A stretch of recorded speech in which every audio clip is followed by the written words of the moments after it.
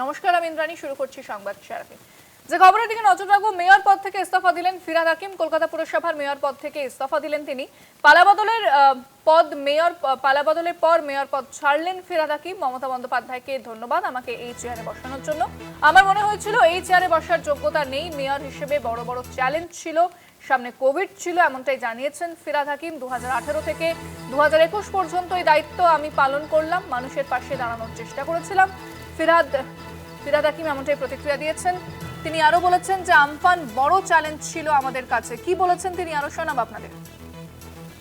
2018 সালে হঠাৎ করে যখন তখনকার মেয়র রেজিগনেশন দিলেন, সেই সময় সব কাউন্সিলরদের সম্মতি নিয়ে আমাকে এই চেয়ারে বসানোর জন্য আমার মনে হয়েছিল যে এই চেয়ারে বসার যোগ্যতা আমার নেই। তার কারণ,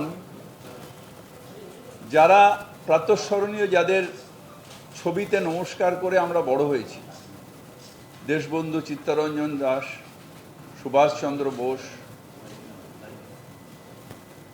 ডাক্তার বিধানচন্দ্র রায়, যাদের প্রণাম করে আমরা বড় হয়েছি, তাদের নখের যোগ্য হতে পারলে জীবনটা ধন্য হয়ে যাবে। সেইখানে দাঁড়িয়ে সেই দায়িত্ব পালন করলাম 18 সাল থেকে নিয়ে 21 সাল অবধি। 21 সালে নির্বাচনে আবার মানুষ আমাদের সমর্থন করলেন এবং সেই থেকে নিয়ে আজ পর্যন্ত রয়েছে। নেতাজি যে স্বপ্নটা দেখেছিলেন ঠনঠনিয়াতে আর জল জমবে না, আমিও এখানে থাকবো না, কিন্তু আমার হৃদয়ের শ্রদ্ধা নেতাজির প্রতি থাকবে এবং সেটাই হবে।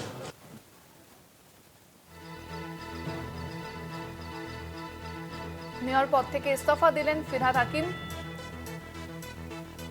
তিনি তার প্রতিক্রিয়া জানিয়েছেন, মমতা বন্দ্যোপাধ্যায়কে ধন্যবাদ জানিয়ে তারপরে নিজের ইস্তফার কথা জানান ফিরহাদ হাকিম।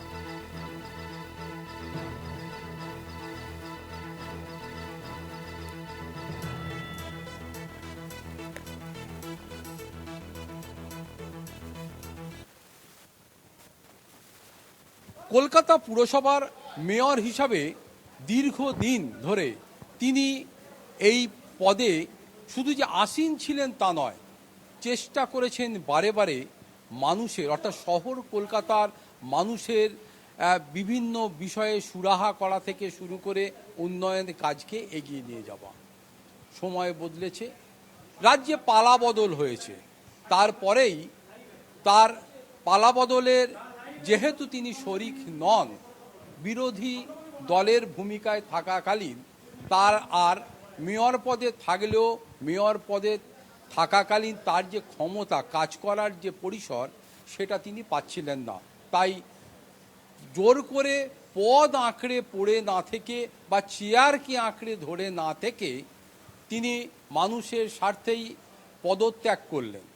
হ্যাঁ, মেয়র হিসাবে ফিরহাদ হাকিম পদত্যাগ করে তিনি বুঝিয়ে দিলেন, কাজ করতে দিলে তিনি কাজ করতে পারতেন, কিন্তু তাকে নাকি কাজ করতে দেওয়া হলো না। তাই তিনি আস্তে করে সেই নিজের জায়গা থেকে সরে গেলেন। তার কারণ তিনি মনে করেন বিগত দিনে এইখানে যে সমস্ত রথী মহারথীরা এই পদে ছিলেন, তাদেরকে কোনোভাবেই তিনি ছোটে করতে পারবেন না, তাদের নখের যোগ্য তিনি হতে পারবেন না। তাই একরাশ বেদনা, একরাশ দুঃখ আর চোখ ভরা জল নিয়ে অবশেষে শেষবারের মতো মেয়রের পদে রিজাইন করে বা পদত্যাগ করে কলকাতা পুরসভা ছেড়ে বেরিয়ে গেলেন ফিরহাদ হাকিম। রেখে গেলেন তার কর্মকাণ্ড এবং অজস্র স্মৃতি। ক্যামেরায় সুবীর দাসের সঙ্গে দুর্গাদাস বন্দ্যোপাধ্যায়, কলকাতা টিভি।